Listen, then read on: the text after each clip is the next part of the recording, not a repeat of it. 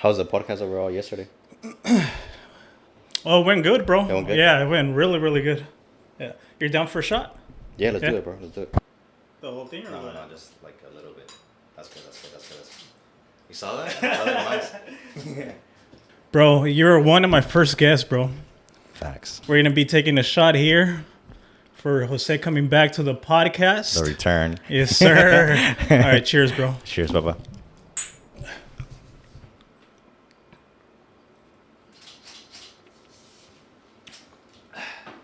And then this one is going to air Smooth. next week. Perfect. Yeah. This is actually going to be your birthday podcast. I like that. Hell yeah. I'm gonna be fucking 32. I'm gonna wear this shit the entire episode. No, wait, hold on. Fuck that. A little cupcake.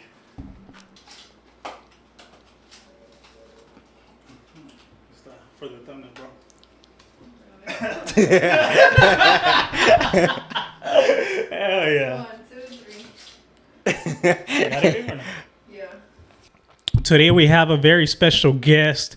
We're here con el viejón de las redes sociales, your social media guy. Thank you for coming, bro. Yeah, thank you. Ready? Bro. Yes, sir. You're gonna mess up. Are you ready? Welcome to Hoy No Más Podcast with Angel Houseman. Let's go. So welcome, guys, back to Hoy No Más Podcast. I am your host, Angel Houseman. As mentioned, we have Mr. Jose. Jose, for the people that Why don't know, nervous, bro? I'm recollecting back to the first. Bro, you get me nervous, bro. So for the people that don't know, Jose was one of the first people that came to the podcast. Yeah. And I had really no experience to this point. I feel like I have no experience, but you know what? It's a learning experience as I go. And now that I have a little bit more understanding how the podcasting works, now we're going to run it back again, bro. Yeah. Honestly, you've been crushing it, bro. Like, you've been putting out hella content. Yeah. You know what I mean? So that's one of the biggest things that I always tell people. It's like, you just got to be consistent. You know, a lot of times people think that consistent isn't a game plan, but that's the game plan. You know what I mean? Yeah. So when that came about, because a lot of people don't know the story behind you coming over to the podcast. At that time, I remember that you saw, well, actually you posted on Instagram. Fuck, I'm fucking nervous, bro. I remember, I'm sorry, Cello. I'm sorry. babe, I never get like this. Huh? Even talk now. Your heart rate is up, bro. Yeah. Here, let me That's take a funny. drink. Yeah. Don't cut this out. Don't cut this out, Cello. Yeah, so for the people that don't know, fuck, I am fucking nervous. I'm not going to cut this shit off, man. Nah, don't cut it out. Okay, so at that time, bro, you had posted on Instagram that you were like trying to be on so many different podcasts, bro. Have you been living up to that? I would say yes and no. I think I have gone on podcasts, but I haven't really like stayed on top of just being in podcast. I think I have to be a little bit more intentional with it, but at the same time, haven't really been putting out content. So, I mean, it's kind of irrelevant because I haven't been putting out content regardless. Yeah. But yeah, after this, I'm gonna go heavy. Yeah. Well, why is that, bro? What was your thought process at that point that you wanted to be in different podcasts? For me, it's just eyeballs. You know, I think a lot of times people fail to realize that, you know, podcast isn't just about shooting a podcast. It's about getting exposure to other people that are out there, right? And kind of how I told you, it's like, regardless of the audience of the podcast, I'm either going to say some shit that's going to cause attention and it's going to bring back attention to me, or that clip has the opportunity to be able to go viral. And it has nothing to do with the audience size. It's just basically what I say and the message that it can catch on, whether it's on TikTok, YouTube Shorts, or IG, and it can pop off, you know? But only certain people are going to be able to ask that question, right? And if I go with podcasts who have much more experience than me, it might be harder for them to pull these questions, right? So there's a lot of times, like, you know, for yourself, I think you and I have more of like an intimate relationship to where you know certain things about me that most people don't, that you can ask certain things that most people won't even know to ask. You know what I mean? Exactly. So for me, it was mainly that, just getting as many eyeballs as I could out there, just to kind of bring more attention back to me, which I can convert into clients, you know, subscription, whatever. Yeah, actually, as a matter of fact, yesterday was my first podcast as a guest, bro. What do you think, Chilla? I did really good, no? Yeah, you did. Yeah, I killed it, bro. Yeah. Like I wasn't nervous at all, Let's bro. go. I don't know why the hell I'm freaking nervous, but you know what? Because of that podcast, somebody actually reached out wanting to see if I can do reels for them. let's So go. pretty much similar to what you were stating right now, just you putting yourself out there is going to catch other people's attention. They're going to want to 100%. see what you're about, so on and so forth, right? Yeah. So because of that experience, I eventually want to do the same thing, Yeah. right? And it's what, and you and I had this conversation, bro. Yeah. It's like it has nothing to do with your audience size. If you want to go after clients, is the quality of your service and what you do, and if the people need it, right?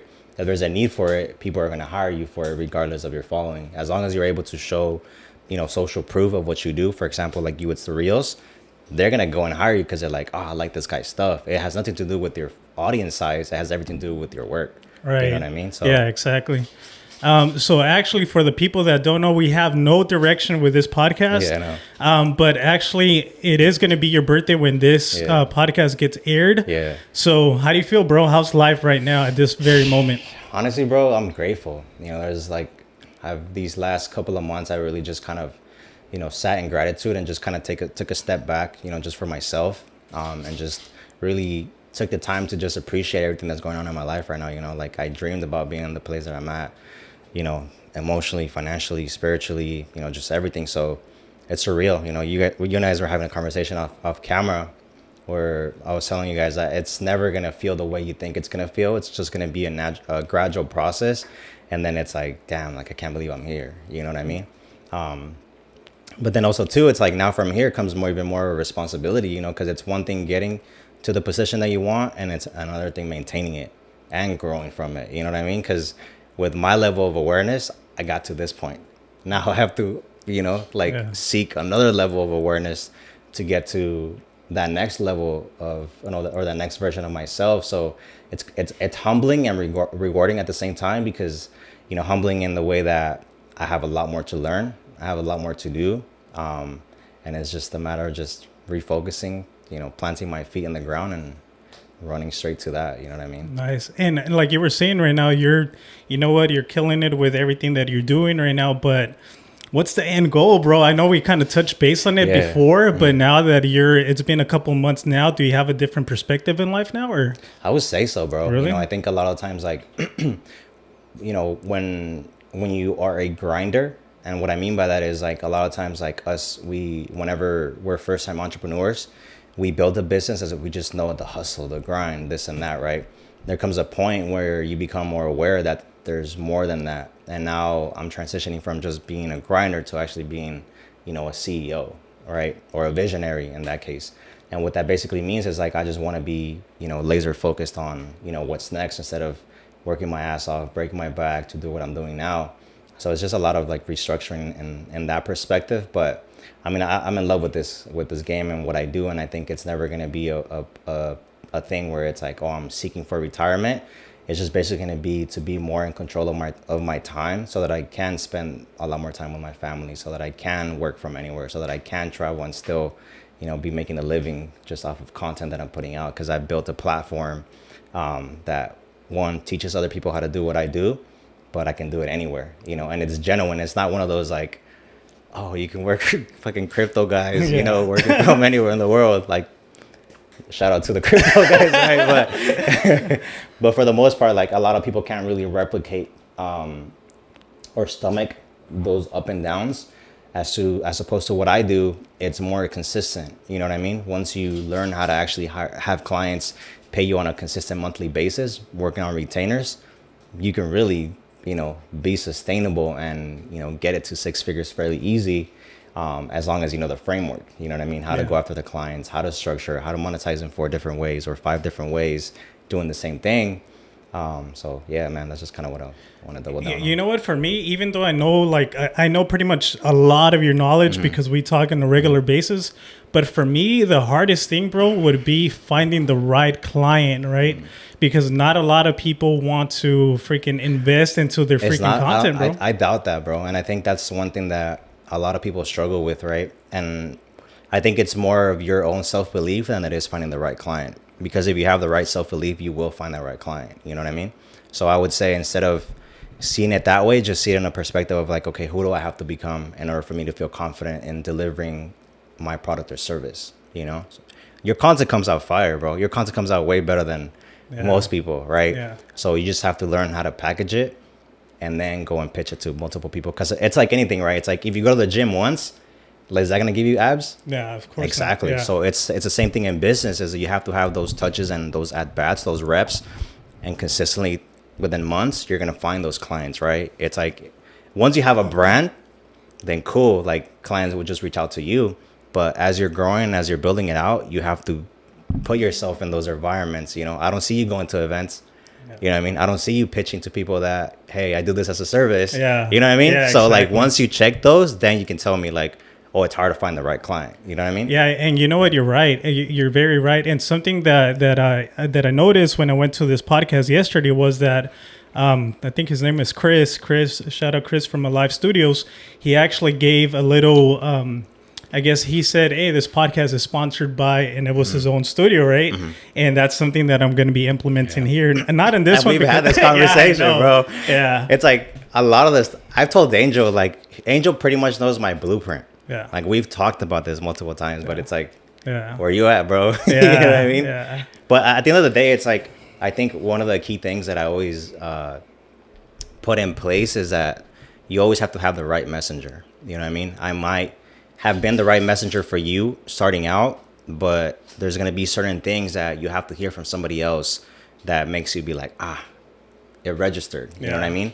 Whether it's how that person said it or in the time and season that you're in, that you're able to perceive it. Yeah. You know what I mean? Yeah. So maybe when I said it, you're just kind of like, okay, that sounds cool, but like, look where you're at. So it's easy, right? Yeah. But you see somebody, I'm not sure where he's at in his career, but maybe you relate more to him, and then it's like, okay, now Yeah. I can see it, right? Yeah. Because this person told me, you know. And you know what? One of the biggest things, bro, is that because I know the blueprint, I know everything, but at the same Yeah, time, my formula, bro. yeah, You but know what I mean? yeah, I think this is one of my biggest struggles, bro. That even though I know the blueprint, the formula, and everything, I love the content as much as you do, bro. And I think you probably see that, right? 100%. But one of my biggest things is like, I don't want you at one point to be like, oh shit, he's trying to steal my freaking like my recipe. You know what I mean? Bro, I've told you. Yeah. I've told you I've told you what clients to go after. Yeah, I've yeah. told you like how to put yourself out Yeah. there, how to pitch it, promote these services in your podcast. Yeah. You know what I mean? So like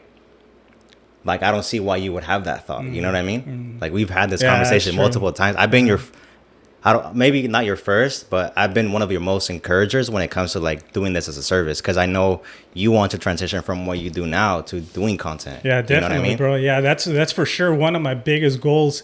Even for Chelo, like now that she learned how to do the podcast, I think, especially when she learned, bro, Yeah. she was very excited that she learned how to do it, and that's something that we really want to encourage Yeah. into like growing as a team, as a team. couple. Yeah, man. And if we're able to do it as a team and being a couple, bro, I think we're Yeah. gonna kill it. You know? Bro, it's very easy for the both of you to replace your current jobs like within a matter of 2-3 months. Yeah. You know, it's just a matter of you really want it. Yeah. You know, like I would say it's fairly easy to, even as you're starting out, to get clients paying you anywhere between $1,500 to $2,500 a month for doing a single post per day.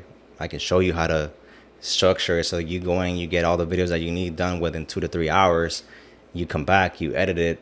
You already have a VA to do the short form content. Like, Yeah. it's fairly easy, but you just got to commit to it. You know what I mean? So let me ask you this. Let's give out that blueprint. Yeah, You know, I want to give that shout out. exactly. Yeah. So you don't mind actually speaking Yeah. about that right now? So, my question to you is, bro, whenever you go shoot for a client Mm. of yours, right? We don't have to name him or anything like that, but whenever you go shoot for a client, do you go already with some sort of dialogue that you're going to be giving to them, or do you guys just come up with it think I'm on the spot? Still good.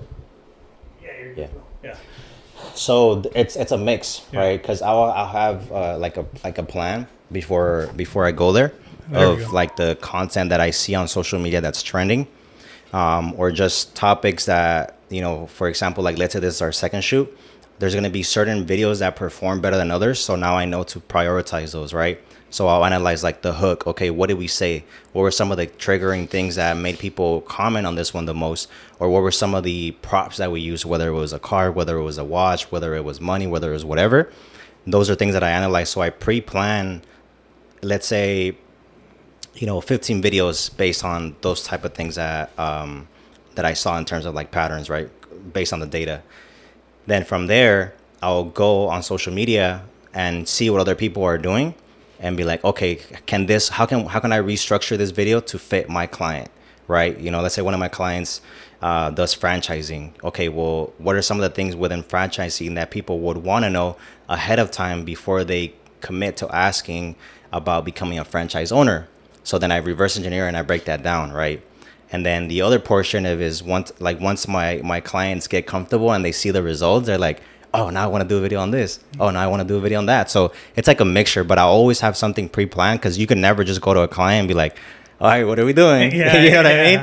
Yeah. Especially for me, like my clients pay me a lot of money to not have to think about, what kind of content to shoot. So that's why I have to always be prepared ahead of time before you get there. But it's always a mixture, and it's cool because I think you get it to a point where your client falls in love with creating content as much as you do, to where now they bring ideas, or, I get a text like, hey, like remind me to shoot a video about this, or hey, like, so-and-so told me this about my content, like let's shoot a video about that. So it's cool, and it's exciting because at the end of the day, your client has to love creating content and putting out content as much as you, because if not, you can't carry somebody to the finish line, regardless if it's for their business, if they don't want it for themselves, Right. So I would say it's a mixture.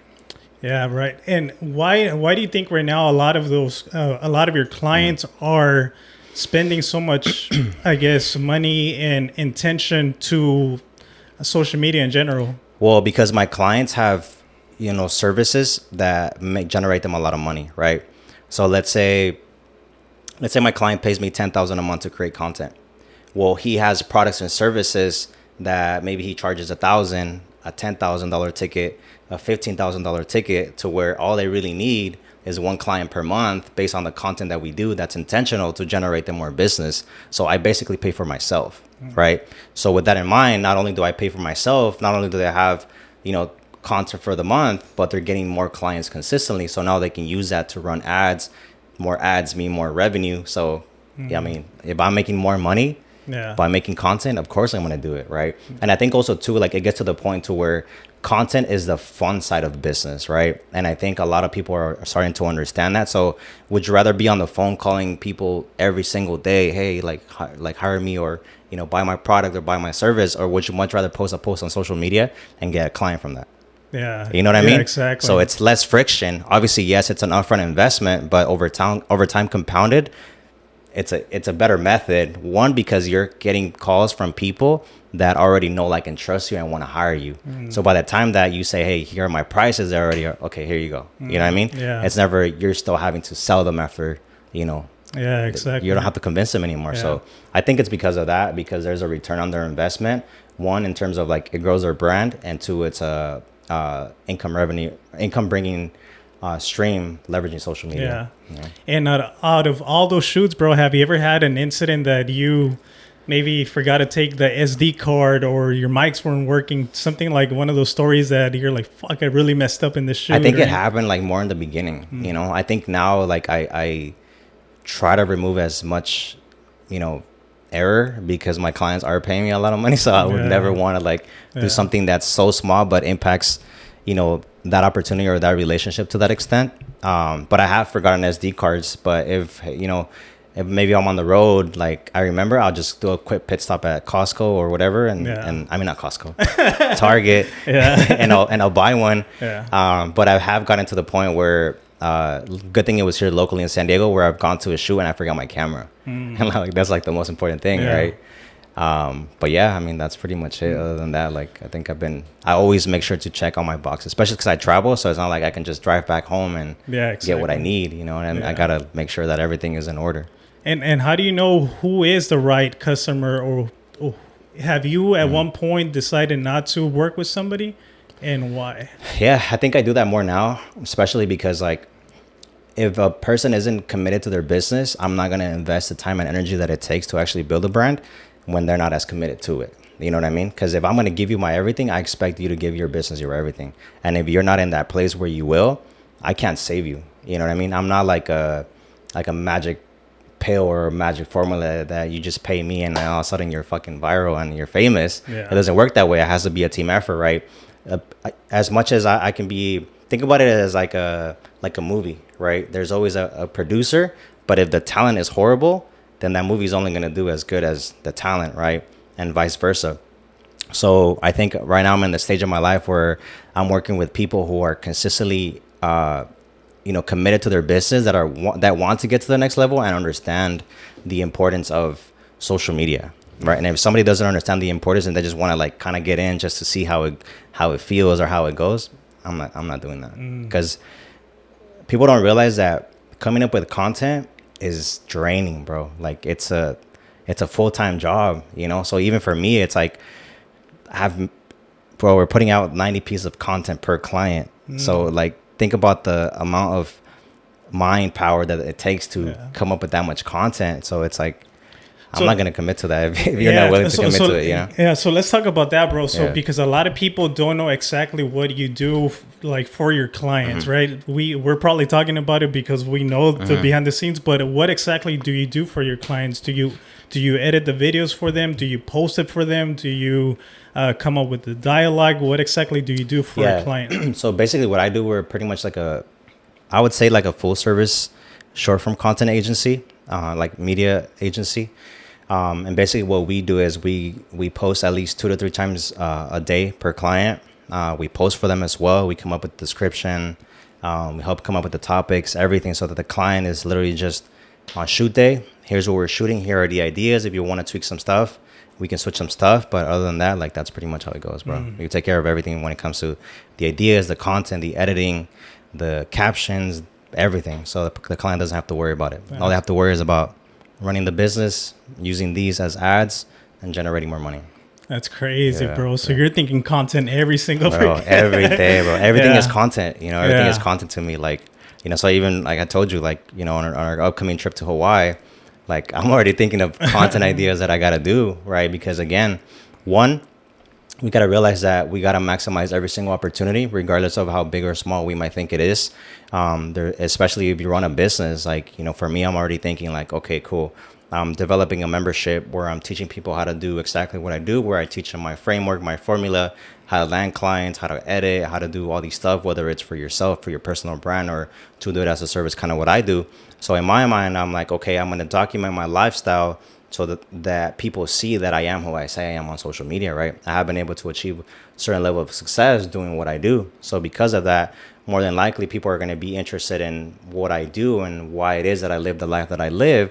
So why not be in certain positions, in certain places, create content to attract the right person that can become another me or even bigger, right? So right now I have on the pipeline ads from when I went to Paris, ads from when I went to Greece, from when I went to Italy, Santorini. So all that is ready so that whenever I do drop the membership, like I already have marketing material for that. Yeah. And the other day we were talking about this, that for me it was freaking like mind blowing, right? That somebody like a record label promoter wanted to sponsor or wanted to bring on people or podcasters into their team, right? Yeah. What do you think about that, bro? That's freaking mind blowing. That's the future, bro. Like creators are the future. They bring their own economy. I would say, and I think a lot of people are going to start to understand that, and you'll see more people start to hire talent. I mean, not hire, but like, sign talent, I guess, if you will. One, because it brings attention, it brings eyeballs, and it brings revenue, right? And it's another stream of income. It's like, you can have a podcast that I believe in, and I'm like, yo, Angel, every month I have a $5,000 budget, bro. Like, go, let's invest this into this. Let's get better equipment. Let's get you, I'll pay to have this guest come on your podcast, and let me get 20 to 30% of whatever comes in, right? So it's a business, aside from creating content, this is a business, and I think more people are starting to realize the importance and the amount of money that, some creators bring. Like, people don't realize that some creators bring in 6 figures, 7 figures a month, just off content that they put out.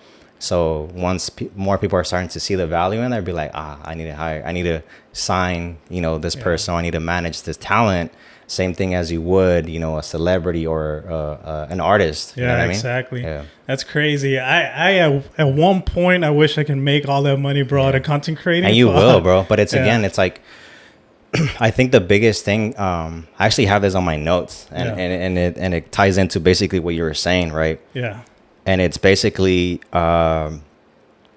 like the way that I framed it is like you'll never achieve 30,000 a month, 50,000 a month, 100,000 a month if you just chase money based on the level of your perspective, right? And basically what I mean by that, it's like if you only know your perspective, you're gonna think that, oh, if I'm gonna make extra money, it's gonna be $300, $100, $500, $1,000, right? But if you have a level of awareness where it's like, heck, I can make $10,000 per every single action that I do. I can make $20,000 per every sponsorship that I do. Now it's easier for you to get to that 100,000, right? Because if you're making 20,000 per post or per campaign, you only need 5. Yeah. You know what I mean? Yeah. So it's based on the level of awareness and the position that you're in that you're able to achieve that a lot faster, right? And for me, one of the things that I've noticed, it kind of goes back to the question that you asked me earlier about like, what's next and what do I see for my future? It's like I can go and keep working hard and get that $100,000 a month mark doing the same thing that I'm doing now, but it's gonna take a lot of time, a lot of manpower, a lot of attention. It's gonna take a lot of time away from my family. Do I really want that? Is it beneficial enough for me to make an extra, couple $1,000s a month in order for me to exchange that time to not be with my family? And for me, it isn't, right? So it's like, okay, how now based on this level of awareness, what can I put in place so that I can achieve that 6-figure month without taking more time away from my family? Exactly. To where now I can include them in this business, so that I can include them in my next version of me, right? So that's why creating content with them to help me achieve that is powerful, right? Because now my daughter and my son are gonna be like, oh shit, my dad just created content, we made a video, and now we're doing this because of that, right? Yeah. So based on my level of awareness now, it's like I can achieve what I wanted to achieve just in a different format now, because now I'm more aware of how I really want to do it. Yeah. Now I don't have to take more time away from my family in order for me to be able to achieve that. And they love it, bro. Your Yeah. kids love Yeah, it, bro. They like- always have a good time, bro. We were watching our vlog from Hawaii today in the morning, and Aiden was like, Aiden, because he's like waiting for him to come out on Oh, the no video. way. You know what I mean? Really? Yeah. And they were like, Papa, like you weren't born yet. You know what I Oh, mean? Yeah, because this is before he damn. was Yeah, born. yeah. But he's already looking for himself in the video. No He's like, way. Aiden, ¿Dónde Aiden? estoy? Yeah. He's like, where's my at? Yeah. You know what I mean? So that was cool to see that they actually enjoy it. And then another thing that we realized, it's like there's certain things that we did or that we experienced that we don't remember. So that was another reminder of like, damn, like that's why it's so important to document everything, because when you get older, it's like you're not gonna remember everything that you did, but if you have it in video, it's like, oh damn, like I didn't remember that. Yeah. You know what I mean? So Yeah, cool. it's kind of like a diary, bro. It really is, man. It's a video form of a log of what you did. Yeah, exactly. You know? Does Aiden still have our blanket, bro? Bro, he carries that thing everywhere. He cries if he doesn't have it. Really, bro? He'll wake up and be like, blanket. No blanket. way. Bro, That's he's obsessed with that thing, bro. crazy. Like, no la Yeah. suelta para nada. Yeah, so for the people that don't know, I think it was for my your birthday, right? Yeah, it was Yeah. for my birthday. Yeah. So it was late at night, so we gave we let Aiden borrow a blanket. Keyword, borrow. Yeah, he borrowed this blanket, and then we initially thought, Chilla and I thought that it was just kind of you guys were just saying it to say it. You know what I mean? No, bro, he's obsessed with that thing, bro. That's crazy, carries that bro. thing everywhere. That's Yeah, insane. man. That's cool. I wonder what it is, bro. I have no idea. And like, it's because it's like one of those things too where you're like, man, when is my son going to have that one thing that Yeah. he carries everywhere, right? And up to that point, he didn't have anything till, he got that blanket. Yeah, You know what I mean? that's dope. So now he man. carries that blanket everywhere, bro. I'm part of yeah, history, literally, bro. literally, bro. Yeah, that's dope, bro. Well, bro, I just want to say thank you, bro, from the time that I met you when you came to the podcast, from us going to the gym, bro. It's been a good journey, bro. It's Yeah, been it a good has, ride, bro. Yeah. And even after we did the first podcast, I went with you to LA and everything. It's just been like, man, I feel so grateful, bro. That's freaking dope, man. Are you always like that with anybody or Nah, bro. And you and I have had this Yeah. conversation. Like, I'm very like, I don't want to use the word selective, but I don't really like associate with myself with a lot of people. And I think it's just like, just based on experience, right? Like for me, like I'm not like a second generation entrepreneur, like a third generation entrepreneur, where I think those people are a lot less jaded when it comes to like, trusting people, or just, I don't know, or being vulnerable, I guess. But for me, like, I started this shit from scratch, so I've had people gave me their back since the beginning. I had people along the way. I've lost people. So it's like, I think I'm more selective with who I surround myself with. One, because when you have something that other people want, they'll get close to you just to be able to get that, right? Whether it's status, whether it's to know what you do, to your relationships, whatever the case might be. So that's why I'm very selective with who I associate myself around. And also too, like, if I'm investing energy into you, like, I want to know that the energy that I'm getting back is, mutual beneficial for me. But yeah, I've been thinking about that a lot lately too. Actually, I was thinking about that yesterday, because I think even I work with a lot of like other like first generation entrepreneurs, and they're very cautious too, right? But then I see other versions of people that are like maybe third, fourth, fifth generation entrepreneurs, and they're just like whatever, you know what I mean? And it made me realize that it's like, it's less about, because I think when you're building something, bro, like, and it's the first time that you're doing it, you meet a lot of people along the way that, again, basically kind of going back to what I said, they either want something from you, they'll attach to you because they want something, or whatever the case might be, something that benefits them. So you become sort of like jaded, right? And even it sucks, right? Because it makes you switch the real person that you are, right? Because how I am with you, that's how I wish I could be with everybody, but I can't. You know what I mean? Yeah. And that sucks, because now I'm having to change my natural character to make sure that I'm okay. Yeah. You know what I mean? Yeah. And it's not in my natural instinct to do that, but it's like, now I'm like, okay, why is this person getting close to me? Right. Like, why is, you know what I mean? Yeah. It's a fucked up situation. You know what I mean? But you've experienced those situations, right? That's exactly why you're cautious, though, right? Yeah. That's crazy, bro. Yeah. The thing is, and energy is a huge thing, bro. There's some people that you can easily open up with, and there's some people that you just know that, you know what, something about him is like, it's not clicking, and it's like, there's a relationship out there too that, like, could have been mutual beneficial for both myself and them, but it's like, it just doesn't click. And I'm not the type of person that, if I don't like something, bro, you'll see it in my face, and I'll just stay away. I don't have to tell you anything. I'll just stay away, right? Yeah. So yeah, it's just kind of like, I don't know. It kind of sucks, bro, to be honest, but it is what it is. You know, maybe down the road when I'm matured more, or I don't know, bro. Yeah, it's just been your experiences. Yeah, you know what I mean? Yeah. A lot of it is just based on experiences of like the things that you go through, and I see that with like one of my clients too. Like, he's gone through that same hurdle and the same journey. Because a lot of times too, bro, it'll be your own family. So it's like, damn, if my family does that to me, like, what can I expect from others? So even the relationship that I have with him, I feel like it's a little bit more distant, because now it's like, I don't want to fall in love with this person, and then a year from now, we both go our separate ways, and now I have to deal with the pain of knowing that I no longer have this person in my life, right? Whether it's on a friendship level, whether it's on a relationship level, whatever the case might be, like, that shit's painful. So you don't want to like put yourself in that environment, exactly. Or in that opportunity to be able to go through that. Yeah.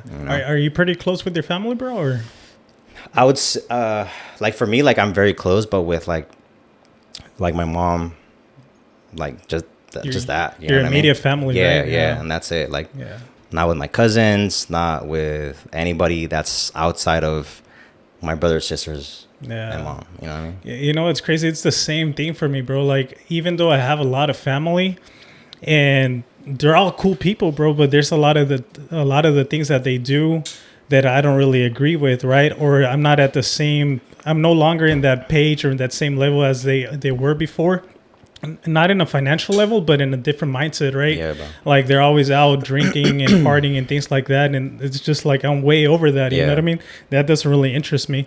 And for me in particular, I love social media, bro. I'm always pushing out content. I'm always trying to level up, and I wish I had more family that were into the same thing, but unfortunately, it's not like that, Yeah, and I feel like that's the hard part too, because it's like, I don't know, man. Like, I think we were all given like a gift and a purpose that we had to fulfill, and that comes with a responsibility and, situations like that, And I think if we were given that weight and that pressure, is because we're the ones that can actually, follow through with it and make the change, right?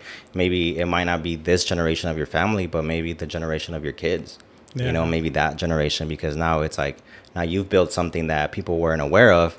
That's like, damn, like now it's impacted, you know, generations to come because of the things that you did, you know. And that's something that I see a lot too. It's like a lot of the times, like the things that I've been able to do and achieve even impact those around me, you know. And I think it's a good thing and a bad thing too, because it's like my sister the other day, she was so mad. She was like, she's like, my coworker's making me so mad. And I'm like, why?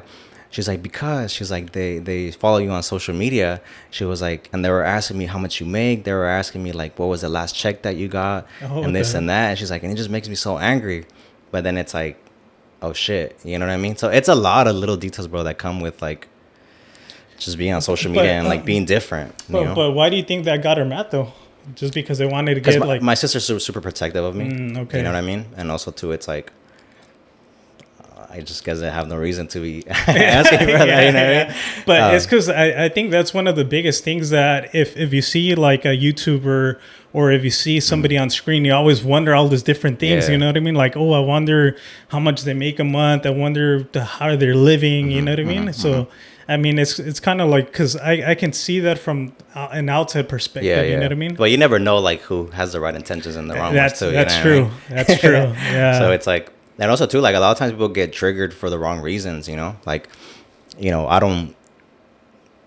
never, you know, spread negativity or nothing like that on social media. But I've even had situations where, like, even on YouTube videos, some guy was like, oh, like, you made the big mistake of like putting where you live. Like, I'm gonna catch you slipping. And I'm like, like, who are you, bro? Like, I've never talked to you. You know what I mean? But it's just what comes with like social media too. You know?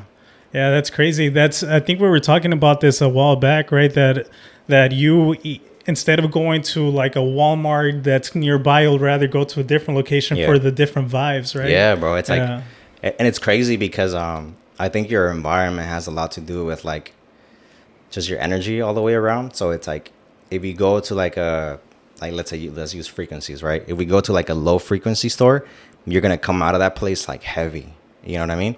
Let's say we went to the DMV the other day because we had to get the ID for Aiden because we're going to Hawaii. Bro, I came out of that place like heavy, because it's like all these people that are in there, bro, are all like stressed out. They're mad. They're irritated. Like, they're fighting with the people at the desk, you know what I mean? So it's like that latches onto you, you know? So I much rather pay a little bit more, go to Target, knowing that I can be in and out with not a lot of people, and I just come out. You know? It's weird, bro. You know what I mean? It's freaking weird, bro. Like, but you know what? Like, just recently, I think it was a couple months ago, that I went to a DMV, exactly the same thing, right? To renew my license. And I already knew that, oh, fuck, I hope I have all my paperwork, because if not, they're going to freaking, you know, like tell me to leave, or nope, you'd have all this paperwork. And sure enough, well, okay, sir, so why are you here? You know what I mean? They were just with an attitude, like, hey, man, how come you're not greeting me? Like, hey, how are you doing today? You know what I mean? With a different type of, but I don't know, bro. It's the DMV itself is one of those places that you go and you're like, oh shit, what's going to happen? It's heavy, bro. It's heavy. And like, and it goes too with like with so many other things too. Like, it can be hanging out with the wrong family members too. It can be hanging out with the wrong friends. Like, it's all just energy, you know. And people can say like, "What has everything to do with you?" Like, nah. Like, trust me. Like, when you know that somebody else is hurting, like, you feel that. You know what I mean? And I think that's why places like that, I try to avoid them at all costs, because it's like, I ain't trying to deal with all that. You know what I mean? I think we talked also last time that I mentioned I stopped going to marisco spots for the same reason, bro. I used to go to El Camarón a lot, right? I used to go there like almost every freaking weekend, right? I would go there, but as soon as you walked in, everybody would turn around and just look at you like, bro, I'm just trying to have a good time. You know what I mean? Because everybody's just trying to size you up. Yeah, bro, for no reason. But everybody there is just trying to, you know, paint that picture that they're so-and-so. They're the toughest ones. Yeah, and it's just always a heavy environment, plus all the different things they're doing out there. So I'm just like, why the hell am I putting myself in these situations? So I just stopped going there in general. Like, whenever I do go on a date, we go like to Carinas or something, so something more mellow, right? 100%, bro. And that adds on to social media too, you know what I mean? It's like, I pay a lot of attention to like my clients' comments just to see feedback. And you know, one of my clients, Ivan, he's the founder of the Buffalo Spot, right? So we had a video that went viral, and he's people are just saying, oh, you're ¿cómo decir? Like vendedor de humos, or like nobody asked you, you know. Oh, So it's really? like, bro, like people are so ready to be offended, Yeah. you know what I mean? And it's interesting because me and him were having that conversation. He's like, why? Because me and him, we had a conversation. Like the way that I met him was that I was trying to, like, you know, assemble like the Mexican Avengers, right? So that whenever I do my event, it's like I want to have a speaker for different niches, right? Somebody that does this, that, you know, a lot of people might not know of. So I was just engaging with him, you know, like trying to, like, you know, build that relationship with him, and he ended up hitting me up. He ended up hiring me, right? So when we were having that conversation, I was like, you know, here's what I want to do. I want to help my people and this and that.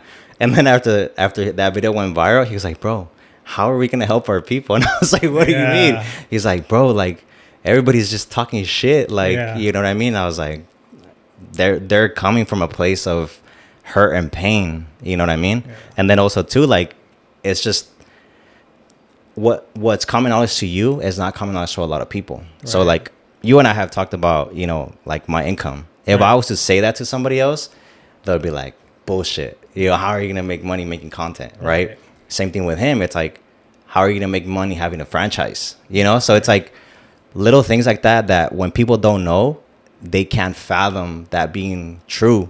So because they can't fathom it being true, they just consider it a lie, or somebody that's trying to like sell me on the idea of something that is impossible just to get my money. Right. You know what I mean? Yeah. So a lot of people come from that perspective too. And it sucks, you know, but I think a lot of it has to do with, you know, our first at bat in entrepreneurship as a culture was to like an MLM, you know, to like Herbalife and like, we've all had that like Tia or something that sold Herbalife and was trying to get us to sell Herbalife, right? Like the margins of success on that are very slim, right? Unless you get early on, then you can be successful, right? In your own level of perspective. But now our first taste of, you know, wanting to become an entrepreneur or wanting more or chasing after that opportunity was that. So what do you expect? Anybody that looks and sounds similar to that, that's what we judge it based on. You know what I mean? So I think we have to overcome like a bigger hurdle as a culture before we get to the point to where, you know, we see a switch and we see a change. And that's why for me, when I told you, when I want to do the events, it's like I want it to be for free. I don't want anybody to sell anything. I just want there to be information and perspective so that people see what's out there so that they make their own decision. Yeah. It's like, we're not here to sell you on anything. We're here to expose you so that you can see what else is out there. Yeah. Once you see what else is out there, now you're going to go and do your own due diligence and explore. Oh, I didn't know about that. Well, let me search up a little bit more about this, right? Yeah. So now people, instead of thinking, oh, success is just, you know, doing an MLM or something like that, it's achievable businesses that are actually ran and operated as a business that, yes, they're complicated, but at the end of the day can change your life, you know, and they're legit. And has Ivan been discouraged? No, after that, he just became who he is, and he just like, all right, let's go harder. Just ran with it, right? He was like, he's like, we have to help our people, bro. He's like, because he's like, it's not fair, you know. It's like, it's not fair that, you know, so many of these people like are suffering, you know, without them having to suffer, you know. And I think I agree with that. I think a lot of us as a culture, if we just knew a little bit more, we would be somewhere completely different, you know. And the reason why I say that is because I come from that. You know, when I used to work at Little Caesars, all I knew was other people who worked at Jack in the Box, McDonald's, Burger King, etc., right? But now that I run my business and I know entrepreneurs, everybody that I know owns a business, you know. So it's just that transfer of your environment and, you know, your awareness that makes you see further than, you know, what you think is possible. Sorry, this camera's about to die in a little bit. Just can't. Ahorita le picas, no? Oh, there we go. You see, I already know my camera, bro. Yeah. You know what? Right now that you were talking, bro, like my mind just transitioned into reels, right? You're like, oh, I'm going to cut that. Yeah. I do that all the time, bro. I already do that all the time. Like right now, one of the things that you said, like, oh, we all have the Tia, but Herbalife. Yep. You know what I mean? It's a fact. My mind was freaking. And now it's probably going to go viral because it's going to piss a lot of people off, you know? The reason why our culture as Mexican is fucked up is because people sold us on Herbalife. Yeah. And those MLM things, you know what I mean? To where it's like, now we can't trust people. It's like, you know how I was talking about being jaded? Yeah. Because of like, you know, my journey as an entrepreneur. The same thing with them. It's like, damn, the first person that I was vulnerable with, that I gave my last $1,000 to, burned me. So what can I expect? You know, and for the most part, the majority of people who took that risk, that was maybe all the money that they had saved up. You know what I mean? Yeah. And now they have to deal with knowing that they made a bad decision. Somebody sold them on a bad opportunity, and now that maybe put their family in a tough position. Yeah. You know what I mean? Definitely, bro. And I really like that you said the whole Jack in the Box thing and all that, because at that point, that's all you know, bro. That's all you know, bro. It's your reality. Yeah. It's your box. It's your Like, bubble. we were just talking about this not too long ago. I think only a few days ago, right? That I have like the VPs at my company or whatever, that they're making like 20K or whatever. Probably, I don't even think they're making even 30K, and they went to school. They have multiple degrees. And it's crazy now that social media and content creating, that you can probably even get that with 1 or 2 different posts. Literally, That's bro. it, bro. Literally, bro. Mind blowing, Yep. bro. It's just crazy, bro, that now that I see that, and me knowing what can be possible outside of work, my mindset is like, I don't want to go to freaking school. I want to continue 100%. building, bro, Yep. because I know it's possible, Yeah, bro. and now you're around a bunch of creatives, right? Yeah. So look at it this way, right? Basically, what I was saying earlier, it's like, if your first risk was a decision because somebody had already set you up for failure, and you're not around an environment of other people who are entrepreneurs or consistently trying different things outside of the box, or are doing something completely different than you, like that one opportunity that you took, that was the one and the last one, right? Yeah. For you, it's like, okay, if I go and I try and I fail, cool, I'll just try again, because I see so many other people around me that are doing what I want to do, right? So Exactly. because of that, I'm not going to give up. I just got to try again. You know what I mean? Now I learned from that mistake. Now let me adjust and pivot and go at it again. Yeah. For people like that, bro, it's like, that's all. That was their one at bat final, you know, and it's Yeah. gone. Yeah, definitely. Like even that post, right? That I think the guy was talking about a similar service that you provide. That in the comment sections they thought it was a fraud because of like, oh, you can't be making that much money out of content creating, and it's just because they don't know it's possible, Yep. bro. But we've seen it. Well, you're Yeah. experiencing it. I've seen it firsthand, bro. Yeah. Crazy. It's crazy, bro. And it's like for me, it's a little bit different because, you know, I do this as a service, right? So even with content creation, I do monetize from like YouTube, and I do monetize from like social media, but I monetize from social media in a way that's completely different, right? There's so many different ways in order for you to be able to capitalize on it, bro. I know dudes making way more money than me that have 8,000 followers. You know what I mean? But you would never know, because you would equate a following for revenue, and it's not the case. You know, it's just having the right audience of the right people that are willing to hire you for your product or your service. You know what I mean? So Yeah. there's so many ways to do it, and that's why I say, like, you know, it's important to make money doing the same thing but in different ways, right? So for example, like for me, it's like, cool, I can make money from YouTube, I can make money from Instagram, but from Instagram it's more because I promote my services, or if people see what I do or know what I do, that they'll hire me for that service, right? From YouTube it's more like views, brand deals, etc. But again, it's like different verticals doing the same thing. Yeah. You know, So- that's so- why I say it's easy to get to 10,000 a month if you know the 4 or 5 different verticals that you got to put in place in order for you to be able to achieve that, right? So it's like, let's break it down, right? So let's say for, you know, my service, I only make 5,000 a month, right? Okay, cool. Well, for the most part, people would wait to say, okay, well, I got to wait for another client so that I can make that 10. But it's like, no, like, now that you do that, create content for yourself. Maybe start a YouTube channel. Maybe get brand deals from that. Maybe monetize. Send emails where you can create UGC content for brands that maybe you're a great content creator, but you don't have a following, but you're great at creating content for other people. Well, now people can pay you so that you can sell them that video so that they can go and run ads to drive traffic back to their business, right? You can have those on a retainer. It has nothing to do with their following. It has everything to do with your ability to create content. Now you can pitch to that brand. It's like, hey, every month I'll set you up with X amount of videos. My retainer price starting out is $2,500. You lock in 2 of those plus what you're doing as a service. Now you've made 10K. Yeah. You know what I mean? Yeah. So it's like different ways to be able to do it. But for the most part, people get so caught up with like, if I don't have a client for this, then I can't monetize in other ways. You know, it's like for me, it's like I just added the book a consultation with me for 30 minutes for $150. You know, I don't push it on promote it, but I put it because now it's like, If it happens, it happens. But I'm not gonna go and chase $150. Yeah. But I sent you the text before I got here. I was like, oh shit, That's like, freaking you know what I mean? dope, bro. But imagine I put maybe like an hour. I put 8 days out of the month, and only within an hour time slot. So to only be able to book 2 people. But let's say even from that, bro, I booked, let's say 3, 6, 6, 12. It'll be like an extra $2,400 if people booked every single one of those slots, which is only 2 per day for 2 days out of the week. You know what I mean? Shit. So now it's an additional source of revenue that I didn't go and chase, but it was already in place, so that if it does come, cool, and if it doesn't, that's fine.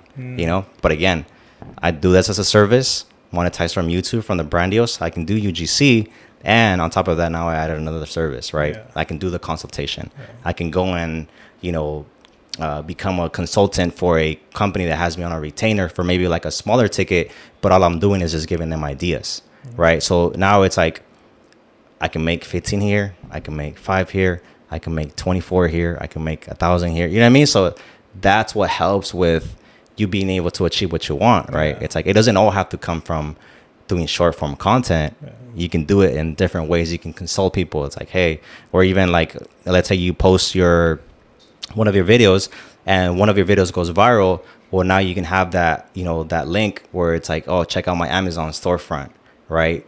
I mean, now they added the TikTok shop to where now, let's say you can do a video, you talk about your equipment and put the TikTok shop there where it has like everything that has to do with the equipment that you use. So many people are wanting to do a podcast, right? Yeah. You can do a video of like, creating a podcast was the biggest blessing to my life, because I've been able to have so-and-so, I've been able to meet so-and-so, I've been able to do this, has literally changed my life. Boom. You put that out there, and here's all the equipment that I got, and I did it all with just an $1,000 investment.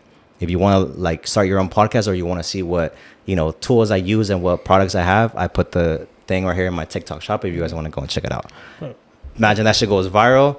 You can make hella money from that too, That's crazy, bro. I love how you think, and as you were stating all these different ideas, I love how you think, but because you're an entrepreneur, bro, you're always thinking of different ways to gain revenue, right? Yeah. And I feel since once somebody has a good stable job, it's I guess your imagination kind of like stops in a sense, right? Because you're comfortable, right? And since you're comfortable, you don't have to really be thinking outside of the box, right? But as an entrepreneur, you always have to be thinking of what's next, where you can be generating different incomes. Right? Yeah, I think with like, with it being an entrepreneur, is like you just have to put things in place once, and you can let it happen. Or if you want to be the one person that's like, okay, if I put this amount of effort, I know it's going to bring me a positive return, then you can do that too as well. But one of the things that I've noticed, with a lot of the entrepreneurs that I associate myself with, is that they have a main business. They double down on that heavy. That is their main product and their main service.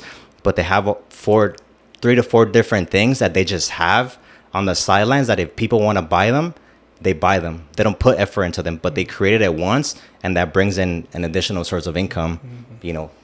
Think about this, right? Because for them, they make millions a year. But even on a small scale, they're making 200,000 to 300,000 just off of the small products that they don't even promote.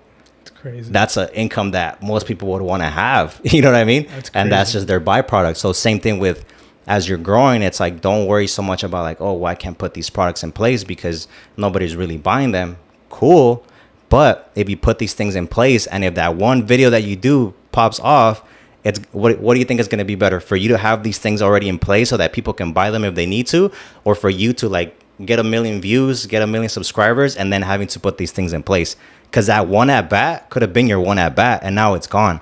And now you have to go back, put all the systems in place. Now that excitement that for the most part is already gone. Yeah. Now you're only getting a fraction of what you could have gotten if that was already in place. Yeah. You know what I mean? That's why for me, it's like, people are like, oh, why aren't you posting on social media? What? Like, bro, trust me.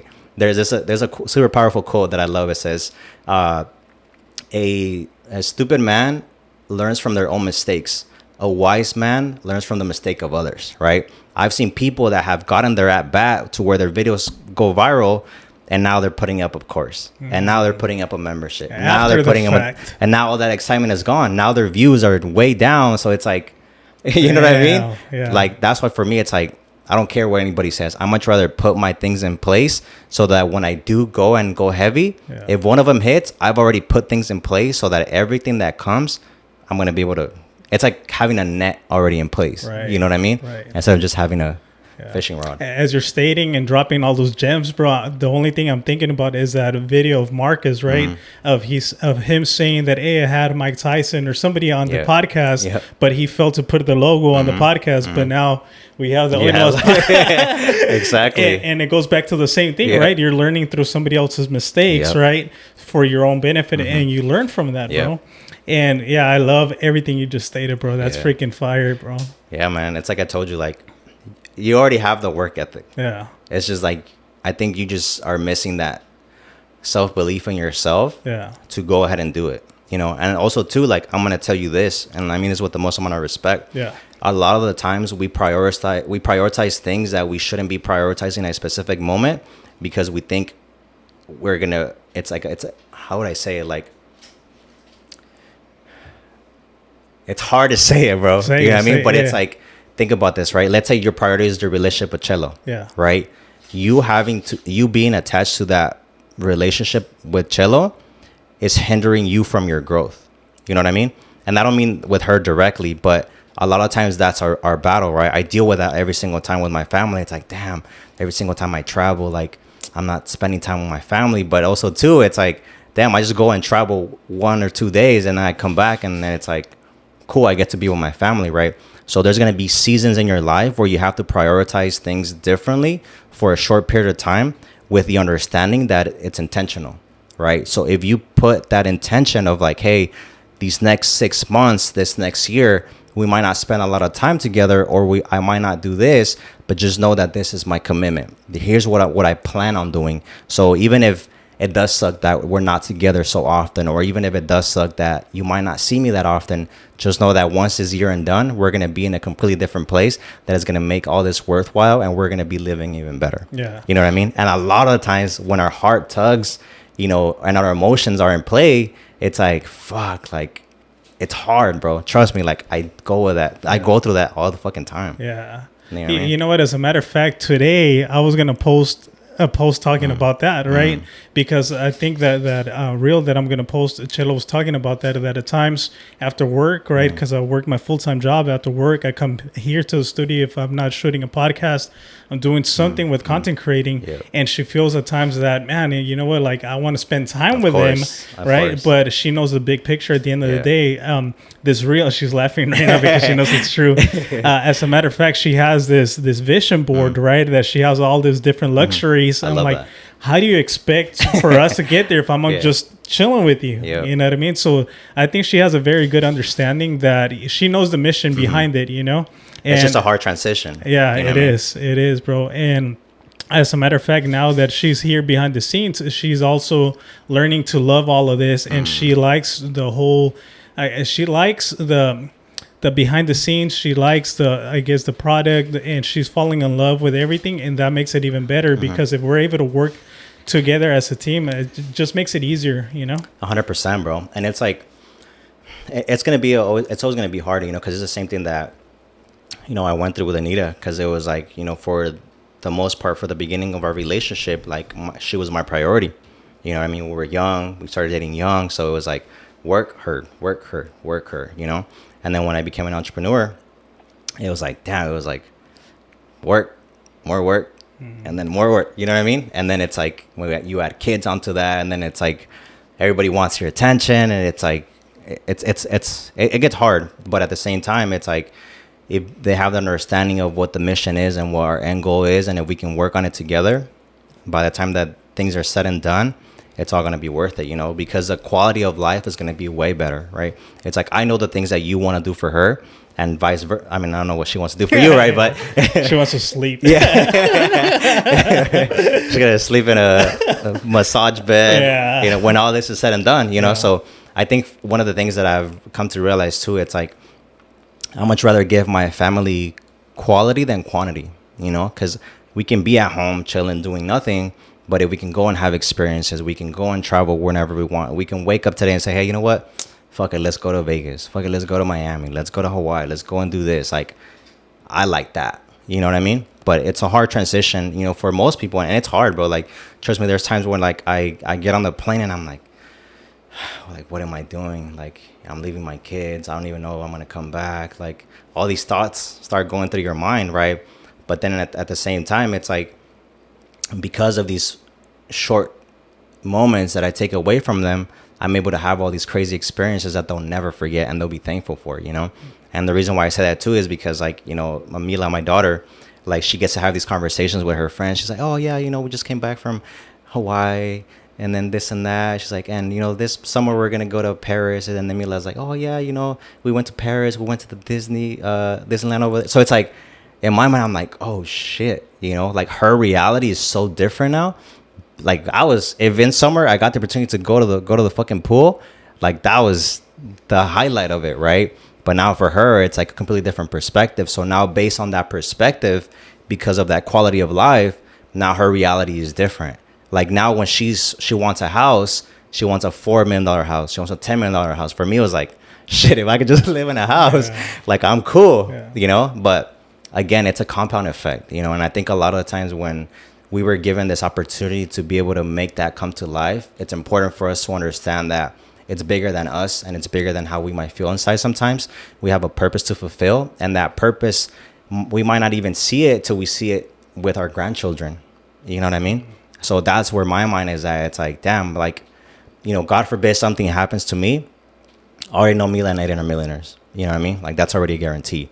So now imagine with their kids and their grandkids, it's going to be compounded to where it's like, if they have X amount of millions now, I can only imagine what they're going to have. So now their struggles are not even going to be existent because all of those things are already removed. So now their quality of life is going to be even better, compounded over time. So we might not ever have, you know, to go through the things that we had to go through. Right. You know what I mean? So two things, bro. So as a kid, did you travel? Never, bro.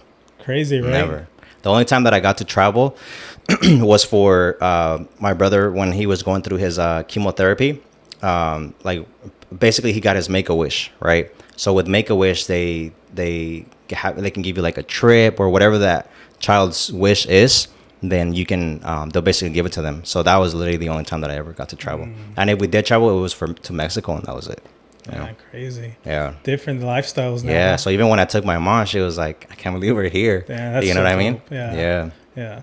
Now going back to what you were saying earlier about when back in the days with your relationship, that you were going from work to more work and more work. Would you have done anything different? I wouldn't, bro, to be honest, because I think because of that amount of time and repetition, it gave me so much confidence to be able to do what I do now. You know, if I wouldn't have done that and I hadn't been so consistent and seen all the little intricate details that could happen with certain things, I wouldn't have been able to have the clients that I have now, because their expectations are a whole nother level. You know what I mean? It's like, it's easy for, you know, a content creator to say, oh, I want that client that's paying me $10,000 a month, until you realize the responsibility that comes with that check, you know? Yeah. So now, because of that repetition and that consistency, that gave me the opportunity to be like, it's stressful sometimes, but I can handle it.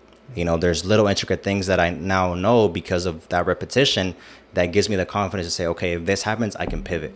If this happens, I can pivot. If this happens, I know what to do, you know? So I wouldn't change anything. I think it gave me the opportunity to understand what it takes, my capabilities and my abilities to be able to do what I do, even at a higher level, regardless of, you know, the ups and downs that, you know, the roller coaster of life is. I know I can make it happen. That's interesting. And is there anything just that you regret or anything like that? Or you feel like, because a lot of people say that, oh, I wouldn't change anything that I've done. Would you be one of those people that you wouldn't change anything? I think you live life, you know, you have to go through life how you go through it, you know, like there's no, you know, cheat sheet, you know, there's no cheat code that you can input. And I think at the end of the day, like I said, every experience, every mistake, every lesson is a skill set that now when you get to a higher level, you know not to make, you know. So as much as, you know, honestly, like, I mean, to be honest, there's really nothing that I would say that I regret. Everything has been a learning experience. I mean, also too, like, I haven't really done anything that, you know, that has been that bad to where it's like, shit, I regret that. You know what I mean? But for the most part, no, like, I think even, The way that I transitioned into entrepreneurship was the way that it had to happen. Me detaching myself from a lot of people happened the way it happened. I wouldn't be the person that I am today if I had some shape or form of like, oh, I wish I could have done that different. You know what I mean? So I wouldn't say so. Yeah. So would you say that you're at a good place right now? You're happy at this moment? 100%, bro. What would make Jose happier? I was having a moment today, because it's like anything, right? There's always, like I always say, like, it doesn't matter how good life is and how good you think somebody else's life is. People always have those moments where it's like, damn, I could have done this better, or damn, like, little situations like that, right? Or just sometimes your brain just starts getting ahead of yourself, right? Your mind starts getting ahead of yourself. And for me lately, it's just been clarity, right? You and I have talked about, me wanting to drop the membership and this and that. And I've done a couple of videos and I've done this and that. But it's like I got to the point today where it's like, why, if I have multimillionaires paying me for what I do, why do I have such a hard time having the clarity to be able to put out this membership? You know what I mean? To put out something that I really want to do. And I was just struggling with it, bro. And then I was just sitting in my chair, like, just mad and irritated. And I was just like, all right, I'm going to go downstairs to the gym real quick and, just move a little bit. And I went to the gym and I sat down and I just closed my eyes and I was like, God, like, please, like, just show me a sign. Like, if this is for me and if this is the path that I need to take, like, just please show me a sign, right? So as soon as I got done working out, I went upstairs and I get a text from one of my clients, like, executives, right? And Right. she says, "Hey Jose, amazing work. Hey Jose, amazing work in those reels. The campaign was a huge success. We hit our goal. Appreciate your creativity." Nice. You know what I mean? So that was one, and I was like, okay. Damn. And then the other one that I shared with you earlier, when I got Right. the booking Yeah. for the thing, because Yeah. I put it, but I didn't promote it like that. I haven't even seen you Exactly. promote it, bro, at all. Because like I told you, I'm just putting peace in place so that if it happens, it happens. Like, I'm not, needed for it, right? So when that happened, I was like, out of all times, like, you know what I mean? Yeah. So those were my two signs of like, there's a reason, like, do it. You know what I mean? So, yeah, I kind of drew a blank of why I was saying this, but. No, because I was asking you what would make you happier. Oh yeah, I think it was just that if I just had, the clarity, to just get tunnel vision. Because sometimes, bro, I get so caught up with like, I get so caught up with, taking care of my clients, making sure my family's good, to where when it comes to me, like, I'm to the point where I'm just exhausted, mentally. And so that would probably be the one thing, to just have the clarity enough to just put it out, regardless of how good I think it is or not.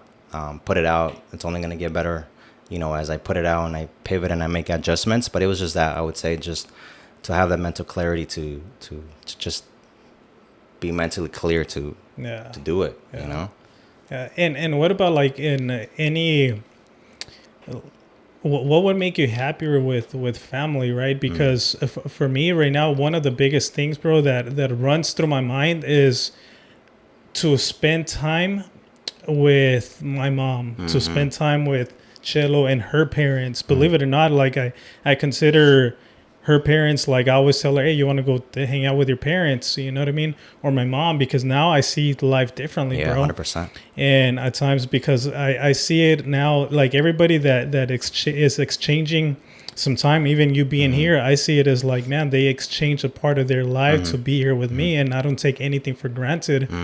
So I always try to make time for those people, and now my circle's super small, 100%. right?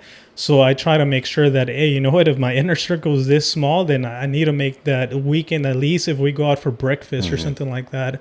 Do you ever get those thoughts, bro? Yeah, always, bro. And I think lately that has been like my sort of like my mission. I think like life is short, and I think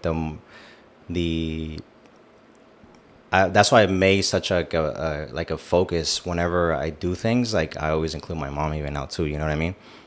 That's the reason why I took her to Paris. That's the reason why to Europe. Because again, life is so short. And I think one of the things that I always think about is like, my mom didn't get the opportunity that I have now. And it's because of her that I have this opportunity. In the big scale of things, like if she wouldn't have crossed from Mexico to the U.S. to be able to give me a better life, I wouldn't even be the person that I am today, So with that in mind, it's like, okay, now let me prioritize, I've taken time away from my family. I've taken time away from my mom. Let me pay it back, like taking her to Europe. I'm taking her to Hawaii. So these little things that I'm being more intentional about so that God forbid, one day my mom is gone, I'll have the peace of mind to know that like I did the right thing while she was alive. I gave her the experiences that she never thought she could, and she got the opportunity to be able to see her son succeed just the way that she wanted him to. Yeah. So for me, that has like stuck with me lately. So everything that I do now, it's like, how can I include my mom to this? If I'm gonna do a trip, let me bring my mom. It's more of an expense, but at the same time, it's like, fuck the money, bro. Like I want my mom to be able to have that mental peace, even if it's for a couple of days. I mean, even with my sister Nayeli, she just broke her elbow and her leg, and it's like, you know what I mean? Again, life is so fragile, right? To where it's like, again, I don't spend a lot of time with her because she's up in San Bernardino, but it's like one of those things to where it's like, time is short. You know what I mean? Be intentional with spending quality time with your loved ones. Spend more time with them. It doesn't have to be expensive, but at the same time, it's like make those environments and put these opportunities out there for them to be able to experience the things that you're now aware of. Because even just awareness is already mental peace. Yeah, exactly. Definitely, bro. Yeah. And that's what's been on my mind lately, because it's just like, man, like, as you stated, life is so fragile that at times, even as if you were so careful driving or whatever, somebody can run a freaking red light 100%. And crash into you, and it's not even your fault. Right. So, man, I guess as you get older, you start having those thought process, right? Before it used to be the quinceañeras that you would be attending to, people getting married, things like that. And now I hear a lot of like, hey, did you hear that so-and-so passed away? Yeah. And it's just like, it's crazy. And people even like around our age, just crazy, bro. Yeah, and I think that because of that, it's like, I don't want to live with regret. I think no matter what you do, no matter how perfect you try to live your life, you're always going to have regret. Or that sense of like, I could have done more, but at least I know that I'm, doing things and being active, with making those situations happen so that I can minimize that feeling, you know what I mean? Yeah. And also too, it's like, I reverted back a lot to my brother. It's like, man, like I feel like a lot of what I do now, I kind of have to like, I carry his goals and his dreams with me, So because of that, it's like, I can't be slacking. I can't not take care of my mom. You know what I mean? So, because those are things that I know he would be doing, if he was alive. So because of that, it's like, I got to make sure that, I don't just, live for me, but I live to carry his name, his legacy, and, obviously take care of my mom. Yeah. And does that ever stress you out, bro? Like, it's a lot of pressure, bro. It is, right? It's a lot of pressure, bro. Right? Yeah. And I think that's the part that like, I don't ever put it out. But it's something that's every single day in my mind. It's like, damn, like I'm not doing enough, or I'm not, like I'm not on vacation every single day. You know what I mean? To like take my mom off of work and do this and do that, right? So it's a constant thing, bro. It's not just work. It's not just clients. It's not just myself. It's not just my personal goals. It's my family, my sisters, my brothers, my kids. Like, so it's like. It's a lot. It's a lot of pressure. A lot of people are relying on you, right? Yeah, bro. It's crazy. It's a lot of pressure. Bro, today I had this moment at work that I was just like I told you before the podcast, I was stressed out with work, right? And then like I had the podcast that's not going to air this week, and just a lot of different mindsets. And it's crazy how everybody has their own different types of stresses, right? But this morning I was just like, fuck, I was just so fucking stressed out, bro. But then the only thing that I was thinking is like, fuck, my mom, Chelo, Teddy, bro, it's just crazy. Like now I can only picture like you, that you have kids, you have your own responsibilities, but it's just like, bro, it was one of those days that I was just like, like stressed Clouded. out. Yeah, big time, bro. It's just like, man, it's one of those things that a lot of the times, like even you and I, we talk on a regular basis, but you even don't really express those moments at all, really, right? Yeah, because I think also too, it's like I've come to accept that pressure, you know, and I think a lot of the times when we're transitioning into accepting it, it's kind of hard to get to that extent, you know what I mean? And I think, you know, the moment that you realize that it's okay and you were giving that weight for a reason, the more you embrace it and the more that you'll fall in love with it, right? Because at the end of the day, it's like you're the superhero, you know what I mean? That you always wish you could have been as a kid. And the reason why I say that is because for me, it's like I grew up, you know, always like admiring, you know, Goku from like Dragon Ball Z and shit, you know, and being a savior for the people that he loved. Yeah. That's me now, right? And it looks cool visually, but it's a lot of pressure. But the moment that you understand that that pressure is also a blessing, because if you didn't have that pressure, you would waste your life, you know? You wouldn't commit to working extra hard to making sure that the people that you love are going to live a better life, you know, whether it's a year from now, 2 years from now, 5 years from now, whatever the case might be. It's a beautiful sense of responsibility. It's a beautiful pressure, even though it sucks sometimes, and it sometimes it does kind of, you know, overpower you at times.